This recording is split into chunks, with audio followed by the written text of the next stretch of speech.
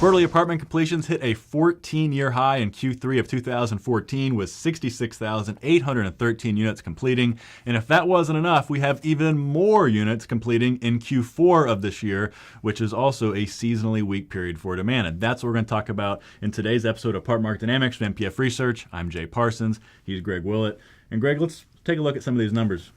Let's talk about the methodology a little bit first in terms of what we're trying to do is identify some markets that will be vulnerable due to the volume of completions in fourth quarter. So we've looked at the absolute number of units that are going to come online. We have looked at the increase in that number relative to what we've been seeing so far in 2013.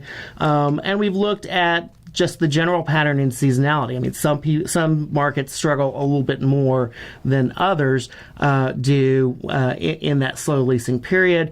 And so we've got a list of 10 for you. Running through all this analysis, we have divided the markets into 3 separate categories. Rather than trying to do specific ranks, we're just going to run through them alphabetically in these general categories. So let's start with A. A is an excellent choice. All right, and A is Atlanta. Scheduled new supply in Q4 totals 3,872 units. That is up 331% from the Q1 to Q3 average.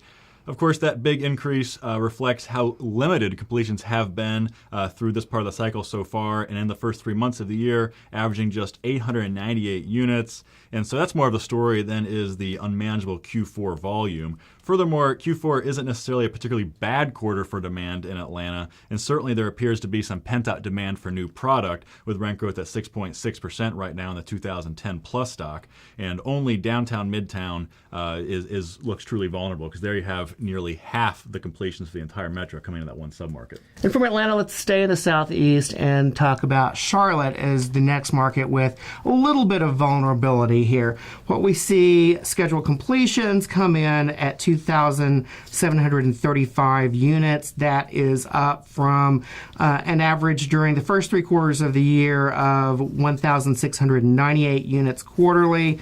So a moderate bump there. Interestingly, in this one, even though we've had significant new supply, the top tier rent growth is still running pretty strong at north of 3% on an annual basis. So that's encouraging. And then also another thing we like in the Charlotte story is, even though this one is very focused on the urban core and overall construction, these projects that are going to finish in fourth quarter specifically are really spread out. We've got 11 properties finishing. They're in 7 different submarkets. So this one should help Charlotte get through. But again, it is just a lot of product finishing during the quarter. And another one with mild vulnerability in Q4 is Denver. And this one really emphasized the story we've been talking about a potential slowdown and momentum rather than a truly bad performance. There's not much damage you could do in a single quarter in Denver, given that occupancy is so tight and that Denver is challenging for the metro, for the nation's lead in rent growth right now. And while top-tier projects aren't getting price increases anywhere near the 9% norm that we see for the metro overall, even the properties where leases are turning over the first time are still seeing price increases of 3.9%. Now, scheduled completions go up to 4,476 units in Q4. That is up 118% from the Q1 to Q3 average of just north of 2,000 units. And if there's a hit by submarket, it looks like the places most vulnerable are central Denver and southwest Aurora, which will combine to account for about half of the metro's total completions. All right, Jay, we're going to move into our second category here. These are markets that would be vulnerable to a little bit more of a hit than we're expecting in Atlanta, Charlotte, and Denver, but still not huge dangers here. We're going to start this list out with Austin, and the scheduled completion number here is pretty stunning. 5,099 units set to complete in fourth quarter. That's actually the second biggest number in any metro across the country, way up from an average of 3,134 units quarterly from first quarter through third quarter.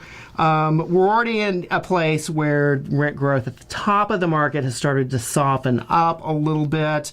So again, a little bit of challenge, and Texas is a more seasonal demand area than you would think, given it is warm weather. So you usually don't have much demand unless it is pushed by these completion numbers. And looking at submarkets, downtown, just across the lake in South Austin would be really the areas to really watch. And do other Texas markets follow the same pattern? To some degree, Houston does. You've got the big run-up in completions, but the previous completion numbers were not that aggressive. And again, compared to Austin, Austin's only a third the size of Houston, but Austin is getting more product. And interestingly, you look at Dallas, significant completions, but it's really not meaningfully more aggressive than what has been happening in Dallas. So let's move from Texas up to Kansas City, another place where we expect a moderate cool down in Q4. Scheduled completions move to 1,614 units. That's up 52% from the Q1 to Q3 average of 1,061 units. Now, top-tier product in Kansas City is doing okay right now, but not great, with rent growth of just 1.4%. And the numbers are really hit and miss by submarket, really inconsistent from one quarter to the next as well, so not a clear pattern at all in Kansas City. And what we really don't like about the Kansas City story in terms of supply coming online is that it's coming in a period where demand is typically very weak. This is where we see that seasonal story really play out. Demand here has been negative in Q4 for each of the past 10 years, and these big completions will be spread across the metro to some degree, and that'll probably allow the metro to avoid posting net move-outs for the quarter, but the odds of posting at least some loss for the metro overall are probably pretty high. We can spin that one, though. Positive demand in Kansas City in fourth quarter for the first time in a decade. There you go. But we do still think that one is going to struggle a little bit. From Kansas City, let's move over to Los Angeles. We're filming 2 videos today, and it's my job to badmouth Los Angeles in both of them. It seems to be the story here.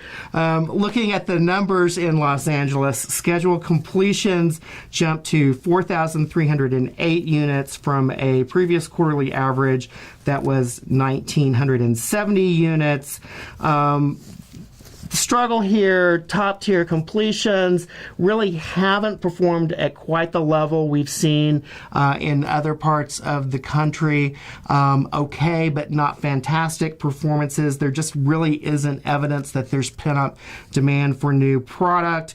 And Los Angeles, even though it is a warm weather market, pretty seasonal in the demand pattern, and the fourth quarter numbers tend to be really weak. Looking at the submarket level information, downtown gets the most additions, 1,000 to 1,100 units, but the volume really isn't huge anywhere. And from there, let's move to the Minneapolis-St. Paul area. And here's another one that with moderate vulnerability in Q4. Scheduled completions amount to 2,254 units. That's up 55% from the norm of 1,451 units seen from Q1 to Q3. The jump isn't as big here as it is in most other spots, but these units are coming on stream when Minneapolis has that extra factor of snow on the ground. And obviously, so this is a market where that seasonality story really plays out, and people don't like to move when it's cold, and that's going to be a factor contributing to the lease-ups of some of this new supply. Also, rents in the 2010 plus niche have gone flat, particularly in the urban core where most of the product completed thus far in the cycle is located. But one thing on the plus side for Minneapolis-St. Paul is that in Q4 specifically, the supply is relatively spread out, and that should allow the market to avoid a potentially larger letdown in the quarter. For Minneapolis, let's jump over to Nashville, and checking the stats here, we see that scheduled completions go to 2,952 units, up 366% from a Q1 to Q3 average of 633 units. What we're seeing at this point in top tier in Nashville is that the rent growth number is a little weak, though maybe that story is overstated because it's really just one submarket, that Franklin, Williamson County area where construction has been heavy, that has the not great top tier rent growth numbers. And if there's a good story here for Nashville in terms of the completions, it's actually that few of them are in that one submarket where the rent growth numbers are struggling. So a little bit of seasonality in the demand number. We're going to kick up the completions. So look for a minor impact, but nothing drastic. And one last one in the moderate vulnerability category, and that is San Diego. Targeted deliveries total 2,340 units. That's up 176% from the Q1 to Q3 average of 847 units. Now, despite the sunshine, there actually is some seasonal vulnerability here. Demand is not especially strong in Q4, nor is it especially bad. We typically don't see numbers that far from zero in terms of net demand. And evidence that there's any pent-up demand for top-tier stock is pretty lacking here. The 2010 plus completions niche have shown basically flat numbers on rent change, and affordability is always a concern in San Diego. And the good news here is, again, like some of these other spots, is that these completions will be relatively spread out across the metro area.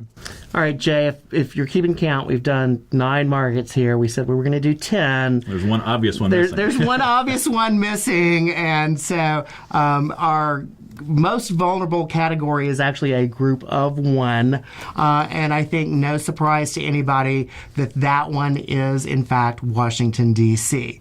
Running through the stats there, the absolute scheduled completion volume in fourth quarter is 6,214 units, by far the biggest number seen anywhere in the country. It is a 45% jump from the already aggressive quarterly norm for the first part of the year. That was about 4,300 units completing per quarter. What we've seen here is that at the very top of the market, annual rent change is already meaningfully negative at minus 3% or so.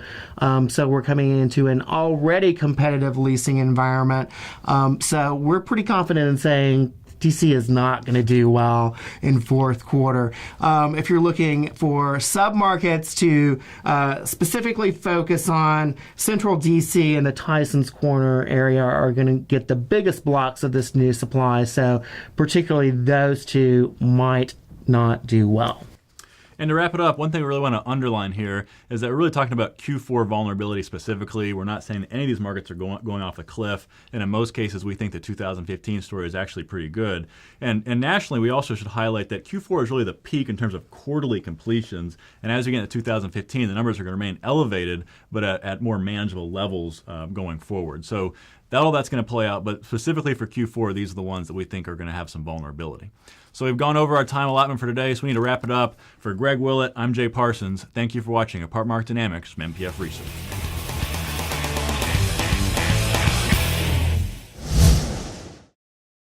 Want more? Go deeper with NPF Research's apartment market reports.